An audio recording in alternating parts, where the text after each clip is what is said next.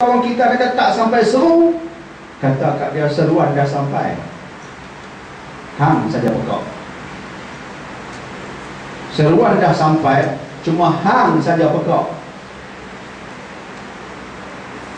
Allah berkata, belumkah sampai waktu lagi? Tak sampai seru kan lagi bagi orang beriman? Orang beriman kata tak sampai seru. Tak sampai seru ke wahai mereka yang beriman, untuk tunduk hati, untuk ingat kepadanya, untuk tunduk kepada kebenaran. Dan ingat, jangan jadi seperti mereka sebelummu. Mereka sebelummu mengamalkan konsep tak sampai seru. Jangan jadi seperti mereka sebelummu. Mereka sebelummu berperangai seperti kamu sekarang. Duk kata besok, duk kata tak sampai seru. Jangan jadi seperti mereka sebelummu yang Allah telah berikan kitab.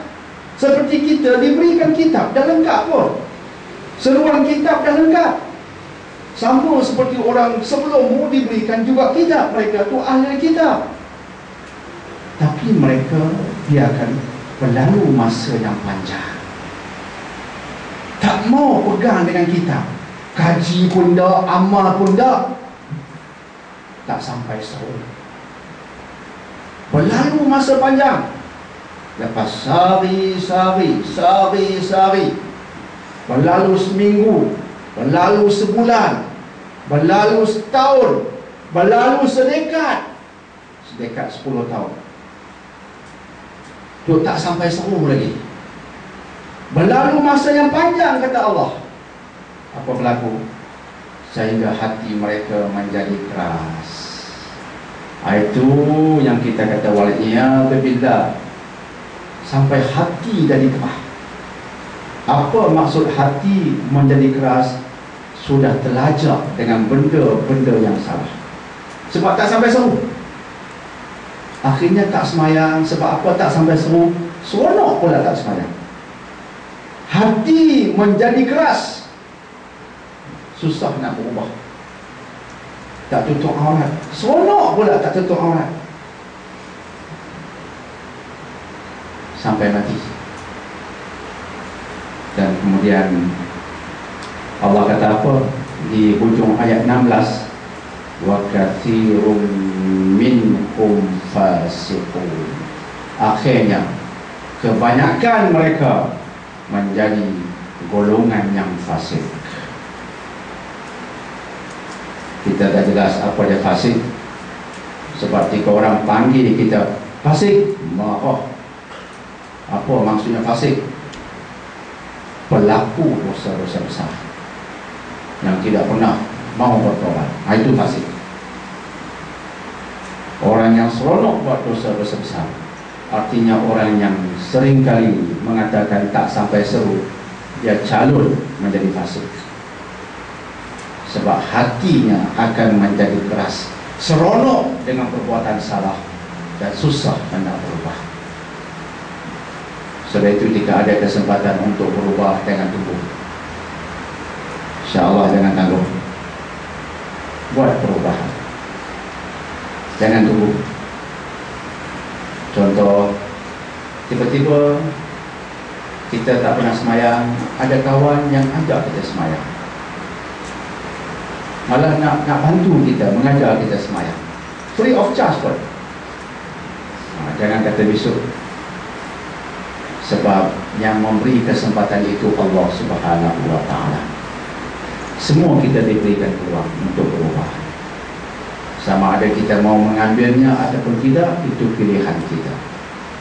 Bagi orang kafir, mereka juga dari masa ke semasa diberikan peluang untuk masuk Islam. Kadang-kadang secaranya mengejut, kadang-kadang secara susah. Ada sebahagian mereka mengambil peluang itu. Baru seminggu 2 yang lepas kita bertemu dengan Idris Taufik, bekas padri Roman Katolik yang datang berceramah di Pulau Pinang. Dia padri Roman Katolik di UK. Dia menceritakan pengalamannya dan izinkan saya menceritakan sedikit daripada pengalaman itu yang saya kaitkan dengan ayat ini. Satu ketika dia mengambil cuti daripada gereja, dan dia kata duit saya pun tak banyak, saya nak bercuti di mana? Tempat lain mahal. Saya ambil peluang untuk pergi ke tempat yang percutiannya tidaklah begitu mahal, pergi ke Mesir. Dia pergi ke Mesir. Dan jika anda pernah pergi ke Mesir, saya rasa anda tahulah Mesir ini dengan hingarnya, dengan kotornya, dengan chaoticnya, haru birunya. Itu tempat saya belajar dulu di sana. Dia pergi bercuti di sana. Hati saya berkata, astagfirullah, di tempat tu bercuti, ini kerja Allah. Maka dia pun berjalan di jalan-jalan di Kahira. Dia bertemu dengan seorang budak namanya Ahmad. Ahmad inilah pintu yang memperkenalkannya tentang Islam. Budak kecil, bukan ulama, dia kata, bukan tokoh Azhar, bukan ustaz, bukan ustazah, budak kecil, miskin, pakai, dia kata, jubah yang hulu, kotor, juallah benda-benda biasa di tepi jalan, mencari rezeki yang halal. Maka bila dia bertemu budak ini kecil, yang kotor hulu ini, budak itu tengok muka dia, terus berkata, Assalamualaikum, dengan wajah yang ceria. Bagi salam ke dia dengan wajah ceria.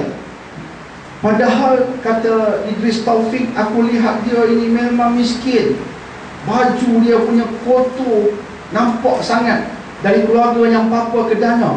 Tapi cara dia bagi salam ke aku dengan wajah comel ceria itu menyebabkan aku berkata,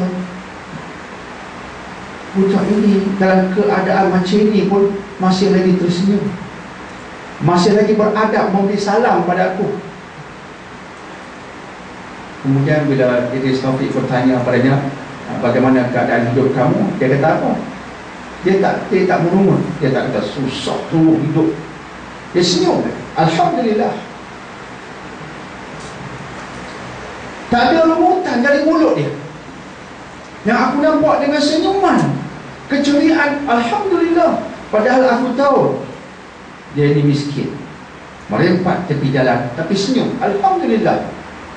Itulah permulaan aku mengenali Islam, dari perangai budak itu. Nama dia Ahmad. Kesan dari itu saja dia mengkaji Islam. Dan dia berkata, apa yang aku faham tentang Islam selama ini ialah mengikut apa yang dipaparkan media massa. Umat Islam jahat, pengganas, itulah yang dilau-laukan, itu yang aku pegang.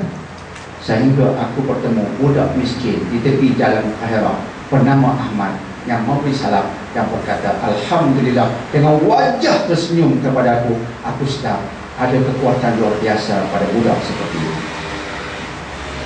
Dia sabar, dia cekal walaupun dia susah.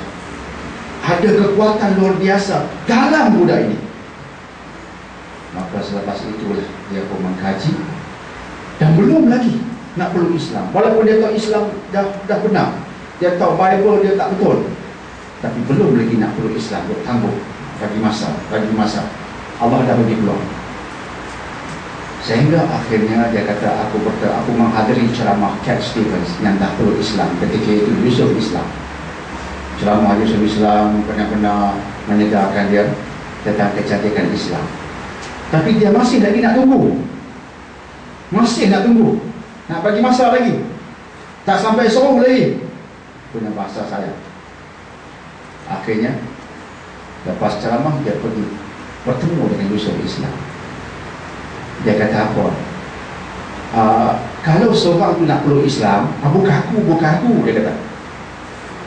Kalau seorang kawan aku nak peluk Islam, bukan aku, kawan aku. Kalau dia nak peluk Islam, apa yang perlu dia buat? So Islam kata senang. He has to testify that there is no God but Allah. Kena ucap 2 kalimah syahadah. Kemudian he has to pray, dia kena semayang. And in the month of Ramadan, he has to fast. Itulah rukun Islam yang 5. So Islam cakap pada saat itu, ya mudah, ya mudah.